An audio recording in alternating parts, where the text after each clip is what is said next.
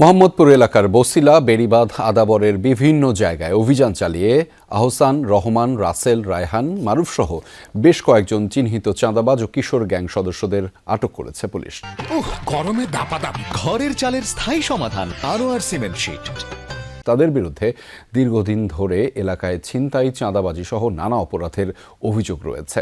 শনিবার রাতে চাঁদা না পেয়ে আদাবরের একটি এমব্রয়ডারি কারখানায় ধারালো অস্ত্র নিয়ে হামলা করে কালা রাসেলের গ্রুপ। এতে বেশ কজন হতাহত হলে এলাকাবাসীকে সাথে নিয়ে কারখানার কর্মচারী ও ব্যবসায়ীরা আদাবর থানা ঘেরাও করে। সন্ত্রাসী, চাঁদাবাজ ও কিশোর গ্যাং এর সদস্যদের গ্রেফতার ও নিজেদের নিরাপত্তা দাবি করেন তারা। পরে থানায় মামলা করা হয়। এরই প্রেক্ষিতে গতরাত থেকেই অভিযানে নামে মোহাম্মদপুর জোনের পুলিশ। রাতে গ্রেফতার করা হয় কালা রাসেলকে। পরে তার দেয়া তথ্যের ভিত্তিতে রবিবার বছিলা, বেড়িবাঁধ, আদাবর ও মোহাম্মদপুরের বিভিন্ন এলাকায় অভিযান চালিয়ে বাকিদের আটক করে পুলিশ।